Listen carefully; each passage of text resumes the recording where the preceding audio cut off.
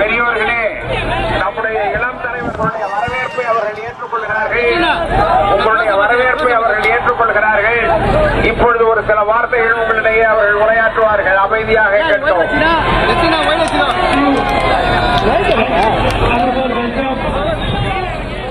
நான் என்னுடைய நன்றியை தெரிவித்துக் கொள்கிறேன்.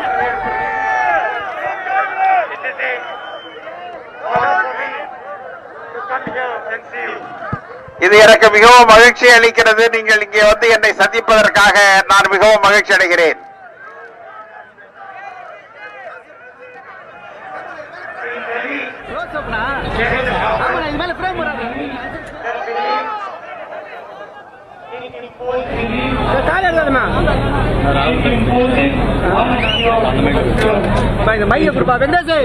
டெல்லியில் ஒரு அரசாங்கம் இருக்கிறது.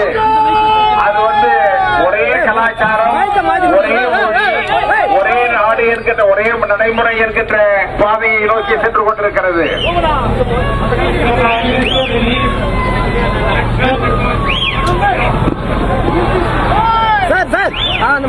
The Prime Minister believes that just because he can control the people of Tamil Nadu. அங்கே இருக்கிற பிரதம மந்திரி நினைக்கிறார் தமிழக அரசாங்கத்தை கட்டுப்படுத்தலாம், தமிழக மக்களை கட்டுப்படுத்தலாம் என்று அவர் கருதுகிறார். He does not know the history and the spirit of the Tamil people. அவர்களுக்கு தெரியாது தமிழர்களுடைய வரலாறோ தமிழர்களுடைய உணர்வும் அவர்களுக்கு தெரியாத காரணத்தினால் அதை செய்கிறார்கள். He is under the impression that just because he can be bought, the Tamil people can also be bought. அவருக்கு ஒரு உணர்வு இருக்கிறது, தமிழக மக்களை விலை கொடுத்து வாங்கிவிடலாம் என்கின்ற உணர்வு அவருக்கு இருக்கிறது. But nobody can buy the Tamil people. Nobody can make the Tamil people do what they do not want. தமிழக மக்களை ஒருபொழுதும் அவர் விலை கொடுத்து வாங்க முடியாது என்பது அவருக்கு தெரியாது. தமிழக மக்கள் எதை விரும்புகிறார்களோ அதைத்தான் செய்வார்கள். Narendra Modi is handing over the agricultural system to 5 or 6 of India's biggest businessmen. இந்தியாவினுடைய விவசாயத்தை 5-6 முதலாளிகளிடம் விற்றுவிடலாம் என்று நரேந்திர மோடி கருதுகிறார். He is handing over what belongs to the small and medium businesses to those same 5-6 big businessmen.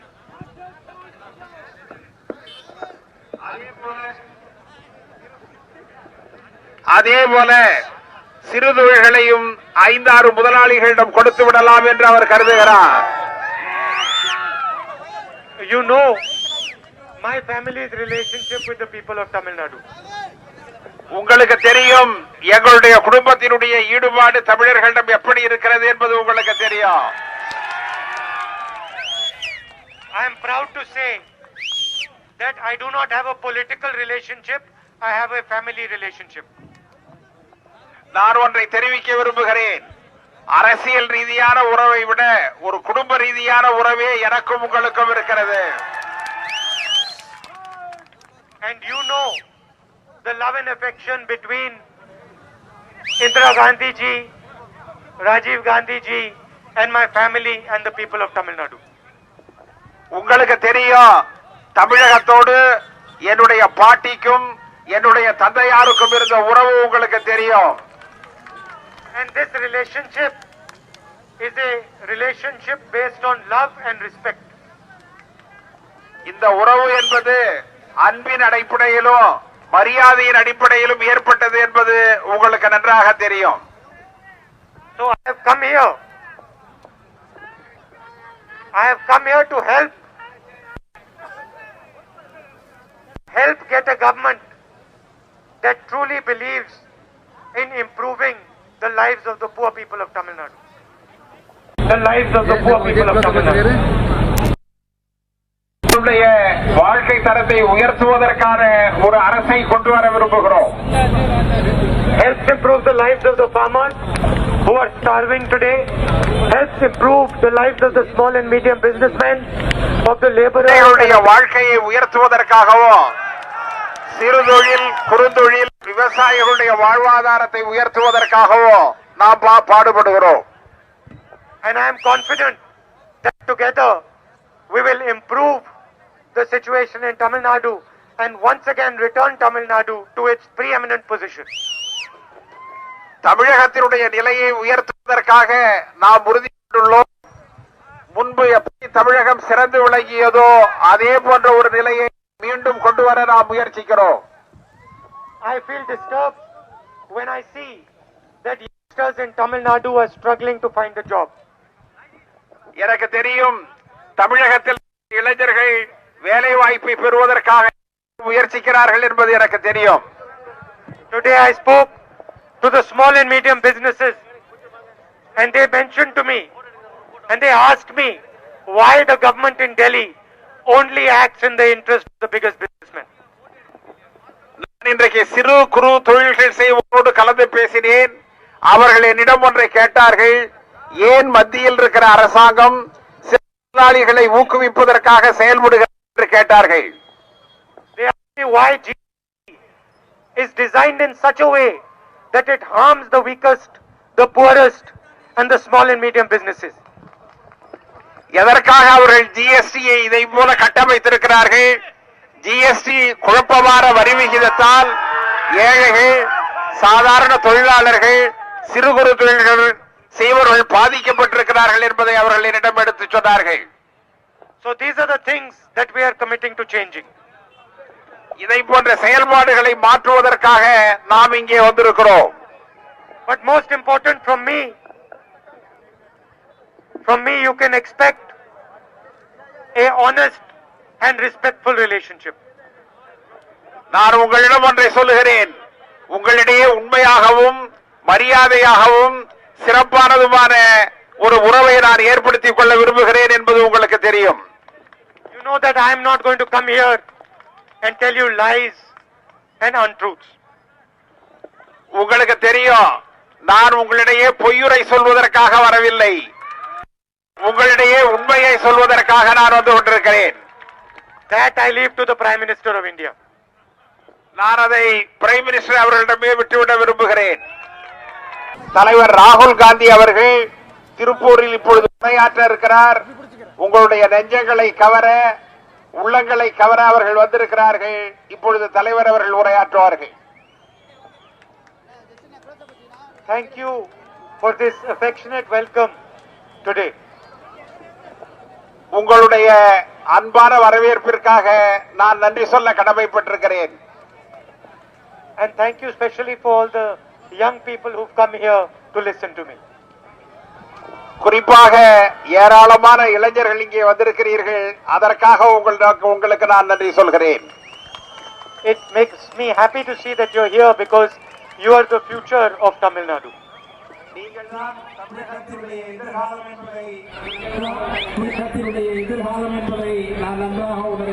All of you know the situation in the country today.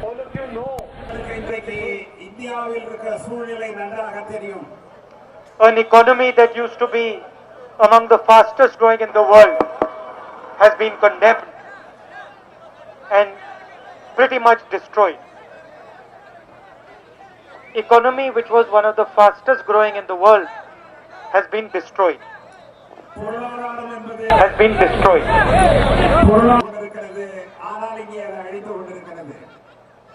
Demonetization, a bad GST, and then the way the government responded to COVID has ruined our economy. பணமதிப்பிழப்பதற்கும் ஜிஎஸ்டியை தவறாக பயன்படுத்தியது, Covid என்கிற தொற்று நோயை கட்டுப்படுத்துவதில் கவனக்குறைவாக நடந்தது. இதன் காரணமாக இன்றைக்கு மிகுந்த சிரமங்களை இந்தியா அனுபவித்துக் கொண்டிருக்கிறது. Has now become our weakness. இந்தியர்களுடைய பலமாக எது இருந்ததோ அதெல்லாம் இன்றைக்கு பலவீனமாக மாறி இருக்கிறது. And the reason is that the leadership of this country does not understand this country does not understand this country, is ignorant about this country, and is arrogant.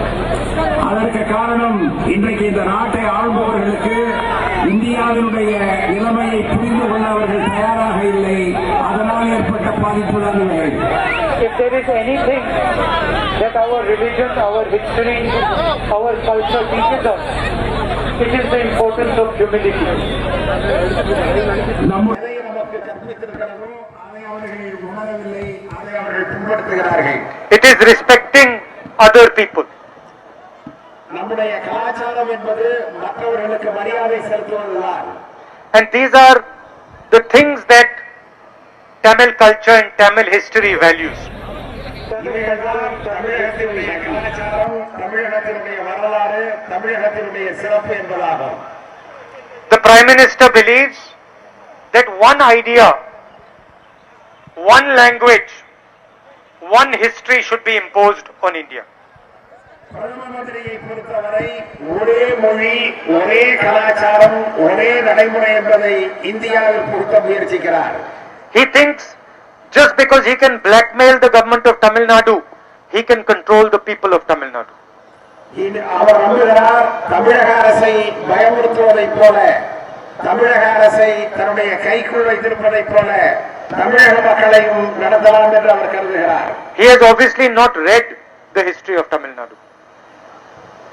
He has obviously not read the history of Tamil Nadu. தமிழகத்தினுடைய வரலாற்றில் இதைப் போல் நடந்தது கிடையாது. Because if he had read the history of Tamil Nadu, he would have understood that the Tamil people only accept respect. தமிழக வரலாற்றை பார்க்கிற பொழுது, தமிழகத்தினுடைய நடைமுறையை பார்க்கிற பொழுது, தமிழக மக்கள் எதிர்பார்ப்பது சுயமரியாதையை மட்டும்தான். You can get much more from Tamil people with love and affection than you can ever get with arrogance and hatred. தமிழக மக்களிடமிருந்து நீங்கள் எதை வேண்டுமானாலும் அடையலாம், ஆனால் அவர்களுக்கு அன்பையும் மரியாதையும் தந்தால் அவர்களிடமிருந்து எதையும் நாம் பெறலாம். And that is the spirit with which I come here. அந்த காரணத்திற்காகத்தான் நான் இங்கே வந்திருக்கிறேன். அந்த உணர்ச்சியின் காரணமாகத்தான் நான் இங்கே வந்திருக்கிறேன். I have not come here to tell you what to do. I have not come here to tell you what to do. நான் இங்கே வந்திருப்பது நான் என்ன சொல்கிறேனோ அதை செய்வதற்காக வந்திருக்கிறேன். I don't want to tell you about my Man Ki Baat. நான் என்னுடைய மன் கி பாத்தை சொல்வதற்காக நான் இங்கே வரவில்லை. I want to hear your Man Ki Baat. நான் உங்களுடைய மன் கி பாத்தை கேட்பதற்காக வந்திருக்கிறேன். I want to understand your problems. நான் உங்களுடைய பிரச்சனைகளை புரிந்து கொள்வதற்காக, அறிந்து கொள்வதற்காக வந்திருக்கிறேன். And I want to help you to get a government that listens to the poor people, the weak people of Tamil Nadu. நான் உங்களுக்கு ஒரு நல்ல அரசாங்கத்தை தர வேண்டும் என்பதற்காக, ஏழை மக்களுடைய, சாதாரண மக்களுடைய சிரமங்களை புரிந்து கொள்கிற அரசாங்கம் வர வேண்டும் என்பதற்காக நான் இங்கே வந்திருக்கிறேன். A government that allows young Tamil people to dream.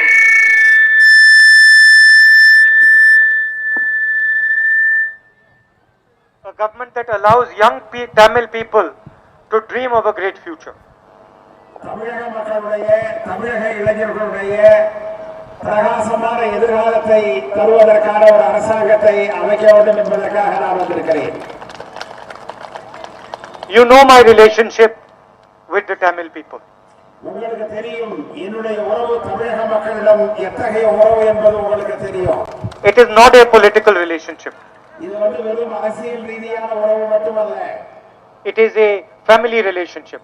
இது ஒரு குடும்ப உறவு. You treated my grandmother, my father like family. நீங்கள் என்னுடைய பாட்டியையும் என்னுடைய தந்தையாரையும் உங்களுடைய குடும்பத்தவர் போல நேசித்தீர்கள். And I will never be able to forget that. நான் ஒரு காலத்திலும் அதை மறக்க மாட்டேன். So I come here as a family member. அதனால்தான் நான் ஒரு குடும்ப உறுப்பினராக இங்கே வந்திருக்கிறேன். And I come here with honesty to continue this relationship with you. நான் உண்மையாக சொல்கிறேன், நான் நேர்மையாக சொல்கிறேன், இந்த உறவை தொடர வேண்டும் என்று நான் விரும்புகிறேன். And I see my job as working with you to defend your culture, your language, your tradition.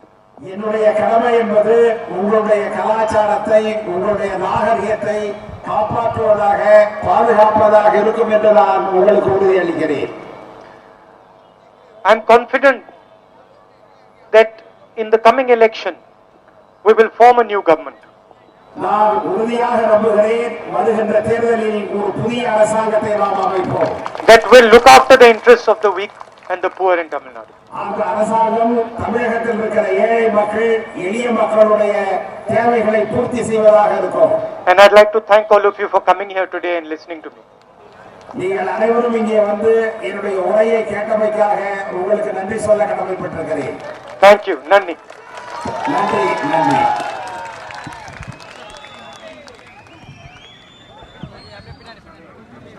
லைவ்ல கொடுத்துட்டேன். ஸ்கிரிப்ட் மட்டும் போட்டு விட்டுருங்க. ஸ்கிரிப்ட் மட்டும் போட்டு விட்டுருங்க. ஸ்கிரிப்ட் மட்டும் போட்டு விட்டுருங்க.